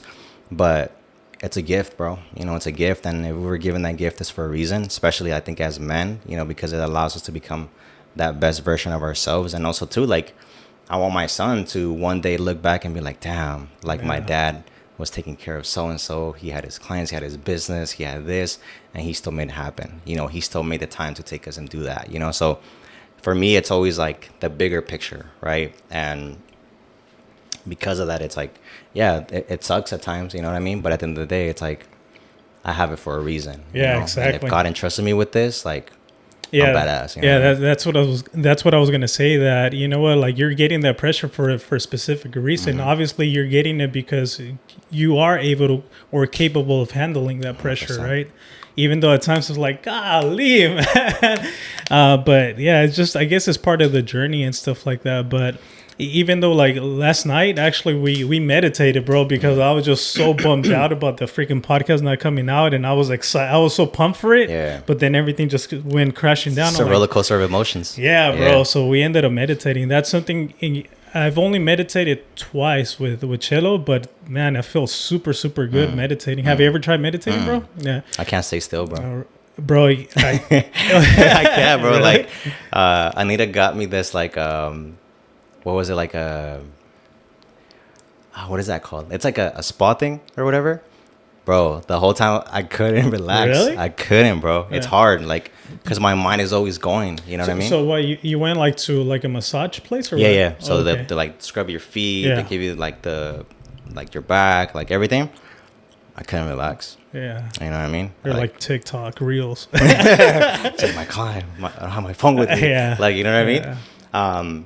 But yeah, I think it's hard to like decompress, you know, like, but I think for me, I have to be active. Yeah. So that's like my way of like decompressing. So it's like, even whenever I'm out and about with the kids, like for me, that's that form of meditation. Or 100% is the gym. You know, the gym, I love that because I'm active, I'm pushing myself, and it's also like mental clarity, you know? Yeah. So for me, that's like the gym is that meditation. You know what? I hear a lot of benefits through meditation, and for like, I think I've only done it twice, and something crazy that happened with Chelo is that she just started also, but through meditating, she saw that she literally saw a freaking light, like a light bulb, and I guess she searched it up, and it's a common thing, bro, with meditating. So, what is it again, babe? I guess you reach a level of like Of like source energy, or Yeah. like it said something about the third eye. yeah, that you connect to the source and all that. I think one of the things that fuck, when was it, bro? I don't even remember. Like, you know that feeling that you get like when somebody puts like their finger like this? Yeah. I've had that happen for like a very long time, like for like a couple of days, but I'm guessing that's that. Just recently or what? No, it was probably like a couple months ago. Oh, Yeah, okay. it's like a couple months ago. Do you ever get those thoughts that, you know, because obviously you get thoughts, random thoughts, or even if it's like a content creating thought that you think about it, but then you forget to write it down or something like that. Like, do you ever think about like, where are these thoughts coming from? You know what I mean? Yeah, bro. I think there's like there has to be something bigger than us. You know what I mean? For me, obviously, it's God. I believe in God. For other people, it might be something different, but I don't think we're spiritual beings. You know what I mean? At the end of the day, so it's like, you know what I mean? Yeah. It's bigger than us. You know, Yeah. and I think we get caught up with like the quote unquote reality of life, but we can't forget that there's something out there greater than us. You know what I mean? Life is only a pit stop, man. Yeah, man. This physical reality, it's only a short amount of freaking time that we have, and then we go on to Whatever's the next stage. Yeah, you know what I mean? But I know I'm not gonna dive into this too much. But when I've done a ceremony, I really felt I was home. Yeah, it's crazy, bro. Yeah, and I think it's like you and I have had this conversation, right? And I think for me, it's like everybody goes through life in like a different journey, right? So the way that you were able to find that connection, I was able to find that connection in something completely different. You know what I mean? Obviously, for me, it's God, right? I feel like whenever I get closer to Him, that's when I get the most amount of clarity, the most amount of peace, right? Because none of us escape life through going through some shit, whether it's family loss, whether it's whatever else, right?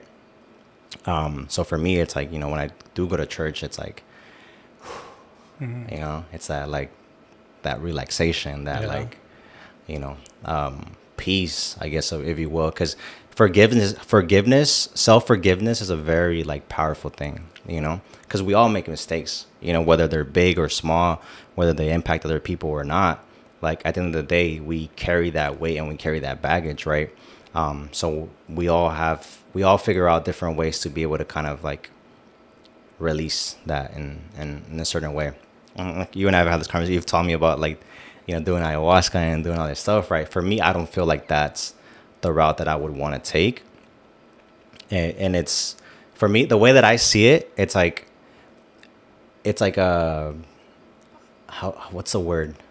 Like a, kind of like I don't want to say like a psychedelic. What's like another word? It's plant medicine. No, but like what the word that I'm trying to say. Hallucinant? Yeah, there you go. You know what I mean? Yeah. So think about this, right? For me, it's like your mind is so powerful that if you're consistently thinking about something, your brain will believe it, right? So for me, it's like, that's how I see that. You know what I mean? And it's like, well, if my mind makes me hallucinate about this and that I saw this, well, I'm going to believe it, right? So that's how I process it, right? So for me, it's less about, something's going to help me heal. And I'm just going to hallucinate something that my brain now registers as something that is real. Like a different reality that maybe was caused through your brain, maybe? Or what? It's like, the way that I see it, it's like if you do fucking DMT, you're going to see some shit. You know what I mean? Yeah. You're going to hallucinate. Yeah. So because you're it's like, remember that video that I sent you of the guy that said that he did, I don't know what it was, and then he lived this like life underwater for like months. Yeah. He had a wife, he had a kid, you know what I mean? So with that, it's like, that's how I see it. It's like, for me, it's like, I think it's more of my perspective, I guess. It's like, if I do that, of course I'm going to see some shit, because it's intended for me to see something, right? But for me, based on my experience and the things that I've been able to like go through in my life, I think I've healed through certain things in a completely different way. When I learned to accept things for what they were, that's when I gained that peace. You know what I mean? Yeah. So that's kind of my thought process behind it, So I'm not saying it's a bad thing. I'm not saying that I'm right. Yeah. But that's just how I process it. And you know what? I mean? That's something cool that at least from, us talking and you taking the time to listen in to not only the podcast, but the different conversations that we had, at least now you don't see it as a bad thing, right?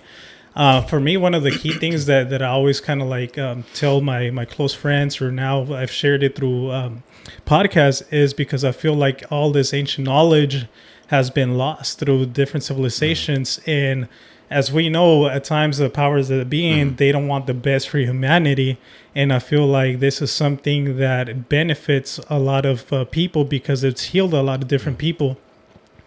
And I feel like when you do take things like ayahuasca or different types of plant medicine, it connects you with the internet of nature. You know what I mean? Like you tap in, just like when you tap into like social media through your phone, nature or this world in general already has a different type of Wi-Fi that you're connecting to.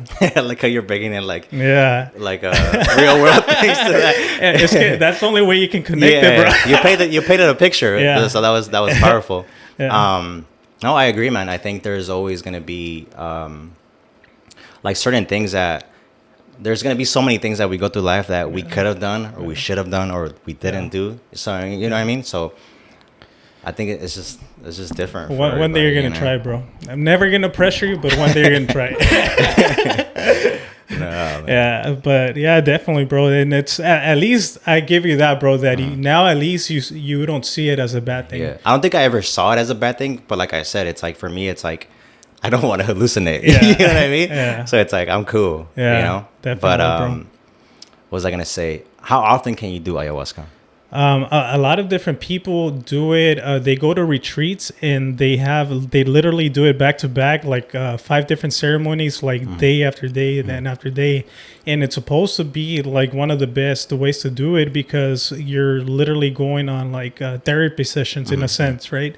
But to be quite frank with you, it's not something that you want to do on a regular basis, at least for me. Because man, it's intense, bro. It's not something that I'm like, you know what, I want to do ayahuasca right now. Yeah. Like now you have to diet down, you have to prepare yourself, you have to go in the right mindset, and you're gonna end up purging one way or another, whether it's through laughter, through crying, through actually throwing up. And the reason why I haven't gone back is because even though my first ceremony was very, very loving, the 2 last ones were very physical that I threw up a lot. And it's just like, oh man, even though I know it's part of the journey for me to cleanse myself and kind of like continue moving forward in life, it's just one of those things like, oh man, if I get one of those, It's scary, right? Yeah, it's scary in a sense, but it's just like anything in life, right? Similar when you dive into a business, right? It's scary, but you know that if you want to go a specific direction in life, you have to go through those scary moments. You know what I mean? So like, what would happen if you were to do it every day? honestly, I don't even think you would be able to do it because it's that intense. But people do it like back to back 5 or 7 days. So that's another thing, right? That I think about. It's like if you can't do it every single day, there has to be a reason why not. You know what I mean? Well, it's similar to. Because I understand what you're saying, Yeah. but what I'm saying though, it's like, let's say you do drugs every single day. Yeah. Is that beneficial for you? What would be the outcome?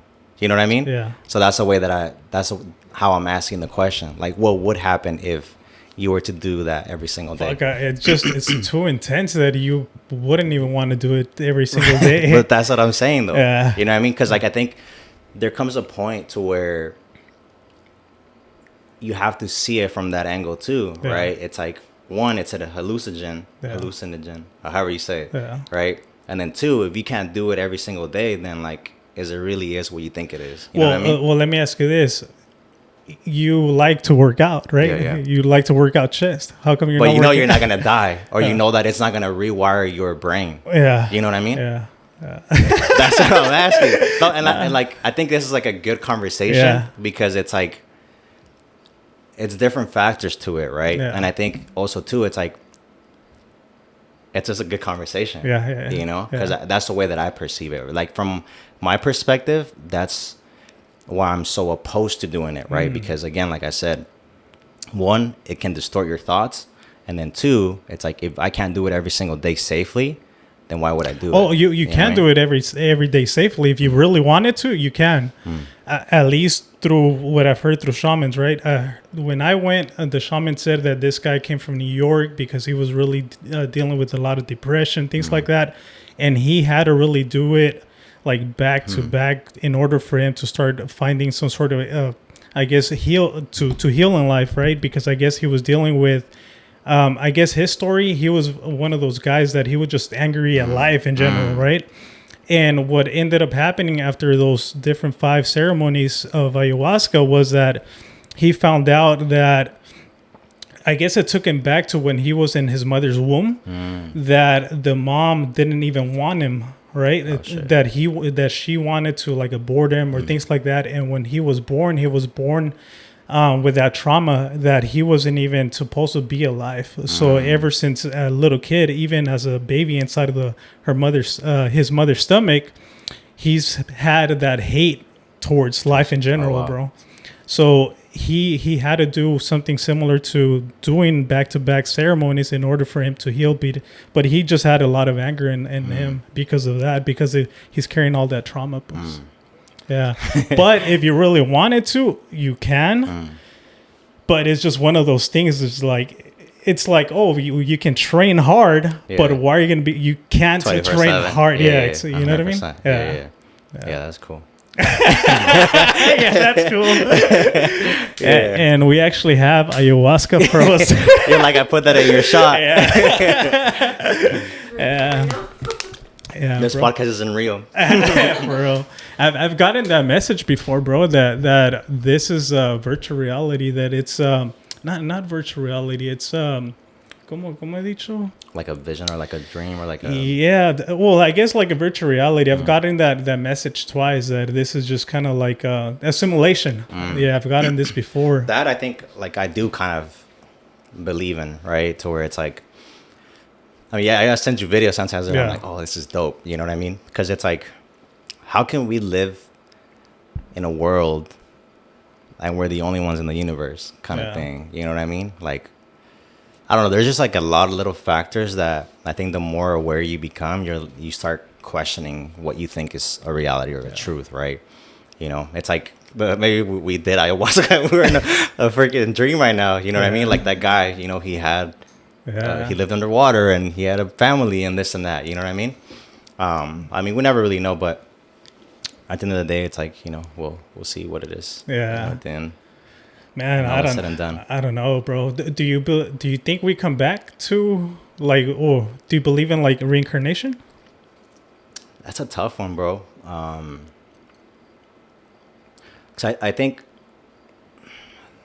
I don't know how to explain it, bro. I think our mind is such a powerful thing that we will accept and believe what we choose to accept and believe. So we can say, oh yeah, like, you know, I do believe in reincarnation or this and that. Like even with the episode with my brother, when I was talking about my brother, you know, one of the guests was talking about like, oh, I believe in reincarnation, this and that. And I never said, oh, I do too, because again, it's like, I think that would be, I don't want to say like, that would be like a disrespect to God, because technically we're supposed to die and go to heaven. You know, or, you know, other way. But I don't know, man. I think there's a lot of signs. There's a lot of, you know, just things that happen that, you know, I don't know. It's very hard to just say this is real and this isn't. You know what I mean? There's so many factors. There's so many, like, just little intricate things that we're not intelligent enough to understand, you know, or aware enough to understand of what really this is. You know what I mean? Crazy, right? It's crazy. Like, what the heck is this, bro? Because think about this. How scary is it? Like for me, bro, when like I'm thinking about flying in an airplane, I'm like there's really nothing to save me if this plane drops, right? So even same thing with the world. It's like, so you're supposed to tell me that we live in a world that's just floating, that is just gonna stay there forever? Like how? You know what I mean? So it's scary to think that like, shit, what if this thing goes into a black hole or something? You know what I mean? Like, we're fucked. Have you been? Fucking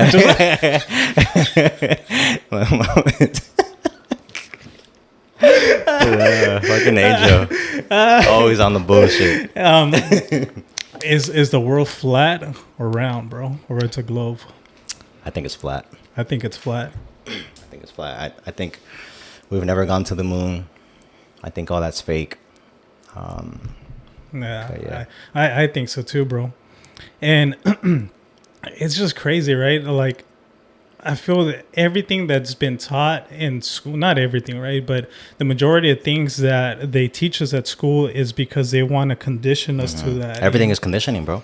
Everything, bro. is conditioning. Everything is just like even the way that they teach. How can you teach a kid that has so much energy, just to be sitting down freaking hours and hours of day? Like, you have so much energy. A kid is supposed to be running around, playing, being curious about life. But yet again, they sit him down, bro, for hours of the day, just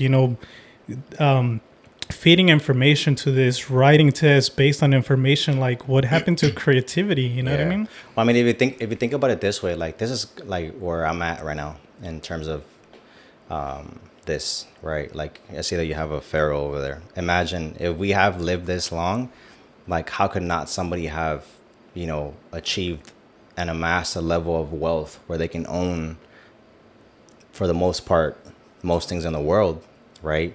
We just get to play in it, and we just get to be active in it, right? We're performing a role for somebody's bigger purpose, because we were born into a system that already has a government, that already has taxes in place, already has a school system, already has this, already has that. So it's like, how can we not stop and think that somebody put these things in place to be able to get a specific result? You know what I mean? So it's like, if you're at the top, you've put things in place to be able to maximize what you've made it to maximize for, right? Yeah. So with that in mind, it's like, you cannot say that somebody doesn't have that much level of wealth and control over us, who are quote unquote at the bottom, right? But like you said, everything is conditioning. School system is conditioning. Your job is conditioning. Some people use God in negative ways to condition people. So many different formats of conditioning. Your parents are conditioning you to be how they are. School is conditioning you to be how they need you to be. Your work. So it's like, what do you want to be conditioned by? Like, that's the cool thing too, where it's like, a lot of times people don't realize that you have the power to know what you want to be conditioned with, right? So for me, it's like success, entrepreneurship, blah, blah. That's a conditioning too as well. I can't say that it's not, but at least my conditioning is giving me an opportunity to be able to live a better life, right? I can't control what this really is and, escape this if this really was a thing where everything is set in place for us to just work and, do the labor for, the king or the pharaoh or whatever. But I can do my best in terms of like knowing what I do and the things that I, condition myself with to be able to give my family and myself a better life, Yeah, exactly. So I like the fact, bro, because I know at times we go back and forth with certain topics, right? But I like the fact that you said the world, you consider the world flat, because I'm like, okay, he's kind of woke. No, I am very aware. That's the thing. I love all that stuff, but again, like I said, there's certain things that appear to be real, to where you have to be aware enough to understand that it isn't. You know what I mean? And I think with that in mind, it's like the quote from Andrew, that Andrew said about his dad. He's like, you're going to allow the perpetrator to take you to where they want you to go. And then you're going to break that with your mind. You basically just go through that process to see what people want you to think and believe, so that once you get there, you went there with an understanding of being aware that you shouldn't fall into that trap, so that you can break out of that and be more aware and understand what the reality of is, right? So it's like, even when you talk about the lizard people and shit like that, it's like, you know what I mean? It's like, I don't believe in that, you know what I mean? But I do understand that there's a niche for everything, right? Just how there's an industry for like influencers, there's a niche for business, there's a niche for news, there's a niche for entertainment, there's also a niche for conspiracies and things like that, right? There are certain things that I'm like, that makes a lot of sense, right? And, analyzing it from multiple different perspectives is like, okay, that I believe is true. When it comes to certain other things, it's like, okay, I can see how this may appear true, but how come it hasn't, happened, right?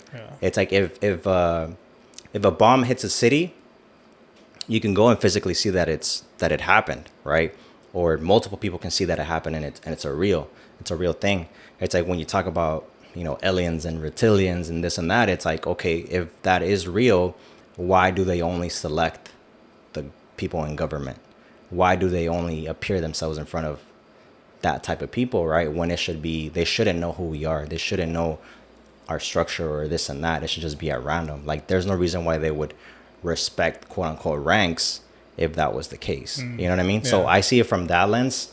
But trust me, like, yeah, that's just how I perceive it, you know? Yeah, like right now, like one of the biggest things is aliens, right? And I think you shared that quote, right? Or somebody's comment that said, "Oh, now that the government is pretty much putting aliens and UFOs into the media, then you know what's really happening." Yeah, you know what I mean? something's up. Think about it. It's like a touchy subject, right? And you could probably leave this out if you want, but like even with the whole like Jeffrey Epstein thing, like that for me, I think it's very real. It's a very real thing, right? And then also too, what happened to that list? And then number 3, why did Chase Bank have to pay all those people that were affected? Why does a bank have the need to do a payout for something that was done by an individual? You know what I mean? Yeah, exactly. So that perspective, I'm like, there's always a cover up for something else. Right. There's always, and it always comes in a form of entertainment, right? So whenever, we're being pushed this, there's something else that's going on that they don't want us to focus on and prioritize on, right? So with that in mind, it's like, it's always a bigger picture. Yeah, you know what I mean? They create some sort of distraction. You know what I mean? So it's like with the aliens and shit, it's like, okay, what other things are going on, you know, that they don't want us to pay attention to. Yeah. You know what I mean? Yeah, that's what they're saying. At least that the whole alien thing is going to be like. Because how many years have we not gone through this, bro? Yeah. This has been going for like, hella years. Yeah. But now it's the media is actually pushing it out now. Yeah. You know what I mean? Like But big why? time. Yeah. And supposedly they have the whole blue beam thing. Have you ever heard of that or no?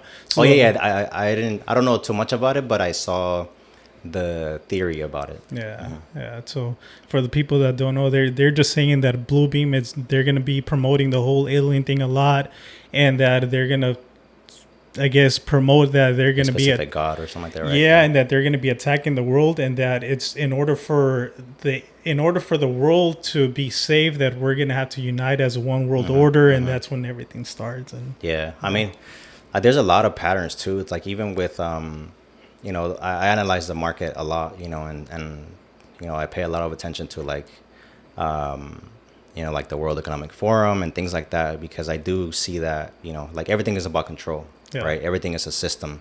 It's like it's like in business, right? Think about it. If you have let's say you use a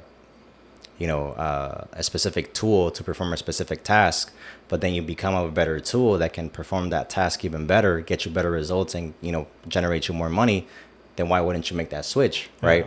So same thing with the banking system. The banking system has been outdated for so many years. So also too, there's a lot of like holes and stuff where people can get paid cash and they don't have to report that, and like little things like that, right? So now with digital assets and this and that, it's like everything is going to be tracked. Like there's not going to be no way where certain money falls through any cracks. Everything is going to be accounted for, right? So those are the stuff that I analyze in terms of like control and power. That again, that's the reason why I emphasize a lot on like putting myself in a position to where if that does happen, I want to be in a financial place to where I can make moves, I can make decisions, have relationships that, can protect myself, my family, and those that I love. Yeah. Yeah, definitely, bro. And once the aliens get here, bro, how are you going to tell them to create a viral post? I'll be like, yo, let's collab. Let's do a podcast. Let's collab. Imagine the first podcast with an alien, bro. Yeah. But I honestly, I don't think that's true. Yeah. I think there's always going to be people wanting to paint a picture for specific reasons. You know what I mean? And I watched this video, bro, that was really, really powerful, that says that, basically in every generation, like think about the Roman Empire, right? Whenever they wanted to like keep their people happy, and all these people, they would create like, when they do like the Colosseum, right? They were entertaining in that aspect. The world that we live in now is that Colosseum. The news, the entertainment, like all that stuff is the Colosseum for us to like chill out a little bit, like mellow out, entertain us, like help us get a little bit of excitement in our lives. So I pay a lot of attention to that. You know what I mean? Like I think those same methods are still being used. They just evolved to where you can't really see what's really happening and why it's being done. Yeah. You know? It's like even with movies, with, you know, all this stuff that's going on right now in the world, Yeah. like there's a reason for it. Yeah, you know? keeping everybody distracted, right? 100%. Yeah. You know. Chetlo, do you have anything? No, you're good. Any hot topics? Good. How's it been so No, far, I think you Cello? guys covered it. Yeah. We didn't even give him the formula. Huh? Oh shit. Yeah. Do you want to? Yeah, let's do it. Yeah. But back to reality. Yeah. Oh shit. From Back. ayahuasca to aliens to back to the. That's correct. No, like I do love that stuff. Like Yeah. I think I love anything that helps me expand my mind and my mental awareness. Like I do dabble, like I said, like I do dabble into certain things, and Yeah. I analyze it and I pay attention to the conversations that are being had and the trending topics and this and that. But it's like, again, I go in aware enough to understand that I'm going in with an intention Yeah. to go in, go out, and then make my own assessment, right? Yeah, definitely.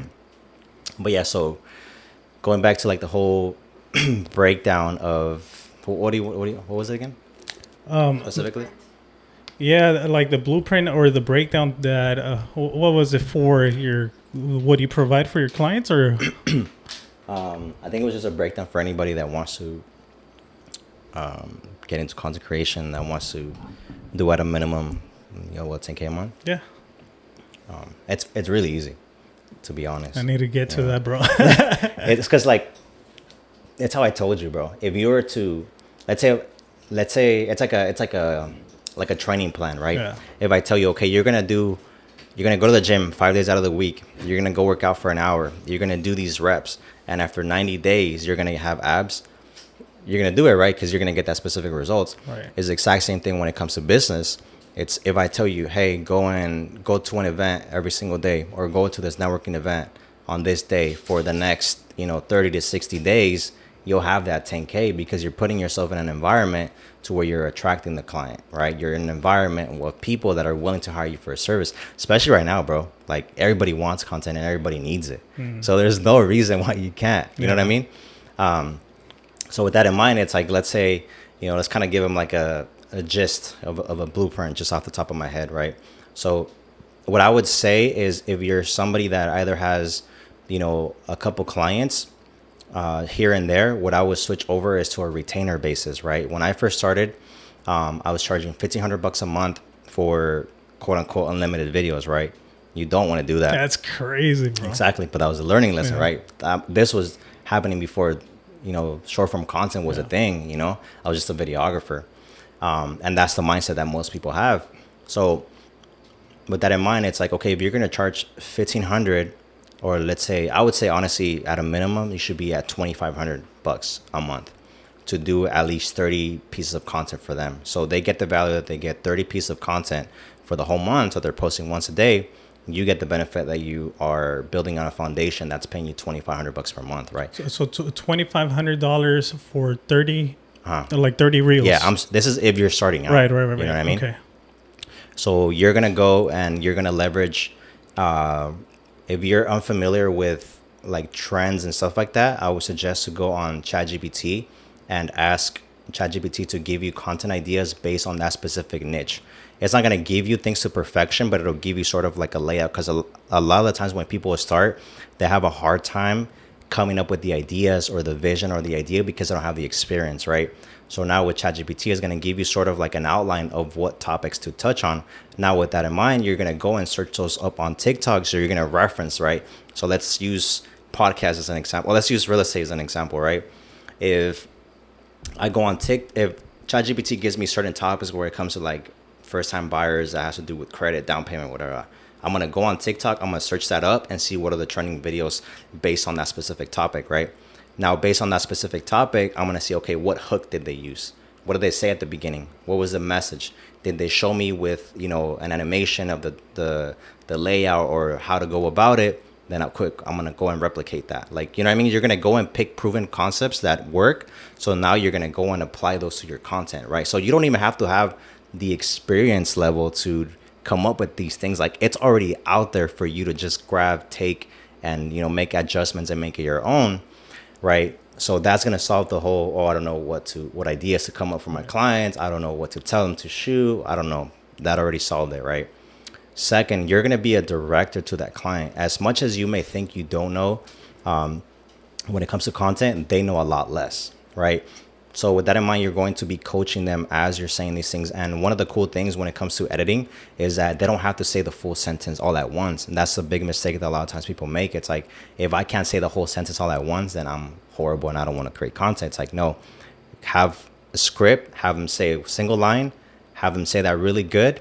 Because you can add an overlay, you can punch in later in the video, you can add a transition to make it seamless, right? So now you've debunked that myth that client was having when it comes to creating content, because they're skeptical or they're fearful of like, why sound horrible in front of the camera? Like it's gonna look like shit. So that's problem number 2.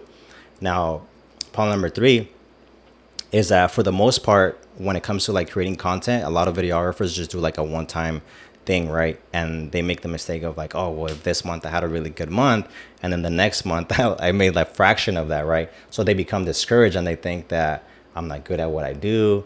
I can't do this. I'm gonna get a regular job, like all these things. So that's why you want to go after the retainer-based model, right? And you only need 4 clients to be able to make 10K at $2,500 a month, right? And the reason why I'm saying is you're gonna give them 30 reels per month is because with the framework that I just gave you'll spend like 2-3 hours maximum getting that content from them, and you look like a rock star because like, shit, I'm posting every single day, but you pre-plan for everything so that they can have a content per day. And then you get the retainer, you have something to build on. But the biggest thing is that you now have social proof to show higher paying clients of like, hey, here's what I'm doing for this client. They don't have to know that client is paying you $2,500, heck, even $1,500 if you want to just, get things going. But now you have a proven concept formula and a visual that now you can go and pitch clients like, hey, if you want this, it's going to be $6,500 a month, but I give you 90 pieces of content. I will clip it. We'll add the captions. We'll post it for you. You know what I mean? So it just compiles to where you become confident enough to be able to ask for that higher retainer because the value is there. The hard part is just starting.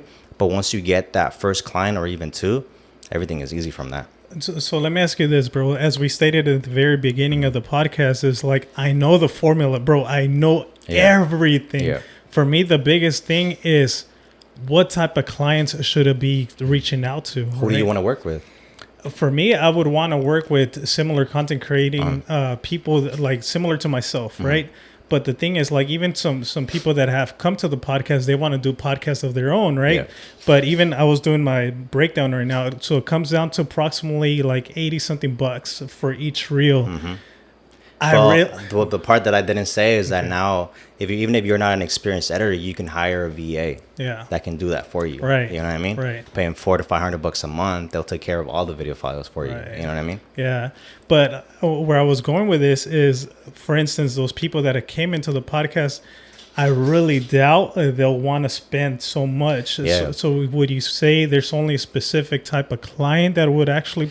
Yeah, it has to make sense for them. They have to have a return, right? That's why I would say you go for lawyers, you go to high ticket coaches, entrepreneurs, people who do franchising, real estate agents, insurance agents, people that have high margins, right? So for example, like let's say you're charging them $2,500 a month, but all they really need is one client to be able to cover for your service. That's beneficial for them because they have 30 at-bats, 30 opportunities per month to be able to get that one client, right? Obviously, they're going to get multiple, but all they really need is one to cover for your expense. Even if they don't get one, at least, they're continuously putting their brand out there and putting themselves in front of more people that normally wouldn't see them. But for the most part, they'll get a client, per month. But again, like I said, like, it sounds fun to say, oh, I want to do this for content creators or for other content creators, and I want to do it for influencers. It's just not going to happen, bro. They don't have the budget for it. They're not going to pay you for it. Yeah. It's just... Or a lot of the times they want things for free. You know what I mean? Yeah, 100%. And it's just not going to happen. But I would say build a foundation of clients that wouldn't normally be your desired client, but those now give you the foundation for you to be able to build with the people that you actually want to work with and be associated with, right? So for me, it's like when I was working with influencers, cool, I was doing a lot of stuff for free, But these relationships and that exposure brought me paid paid jobs with like beauty brands. The brands that they partner up with, those were the people that I was working with. You know what I mean? Yeah. So there's always a way to capitalize and monetize it, be intentional with it, but at the same time, it's like it's just not going to be consistent. Yeah. You know, and I've had to learn that the hard way. And I've had those moments where it's like, this month I made this, and then the next month I'm like, I made a fraction of that, right? Until I really started to find my groove and I found my right clients. To where now it's like I'm on a foundation where I know I'm going to make X amount of money every single month. And if I want to go and get more clients, whether it's one-offs or whether it's more retainers, I can. Yeah. You know what I mean? Yeah. But you have to build a foundation first. Yeah. Bro, this camera's going to die. One last message that you want to leave for the people, for your followers, for the people that support you, anything or one form of advice, whatever you want, bro. Last message, bro. Anything. Your life is based on your level of awareness, you know, and it's something as simple but yet so complicated. I think if you seek awareness and you choose to elevate your way of thinking, it will definitely change your life, and it will put you in a better position mentally, spiritually, financially, emotionally, whatever you want. So there's a big correlation between awareness and where your life is at and what you achieve in life. So seek to become more aware, and that's ultimately going to trickle onto every other area of your life. Yeah. Beautiful, bro. And if you guys saw me nervous at the beginning of this podcast, is because I have a lot of respect for you, bro. Even though we're boys, bro, we're friends, but I do have a lot of respect for you, bro. Appreciate you, bro. And I think it just brought me back to the beginning where I was first starting off. So I think it brought that back. Obviously, now I feel more comfortable now, but yeah, bro. Thank you for everything, bro. I appreciate you, bro. Let's keep getting it. All right, let's do it. Once again, as I always like to say, it's a greater risk not taking a risk. Till next time. Let's go. Yes, sir.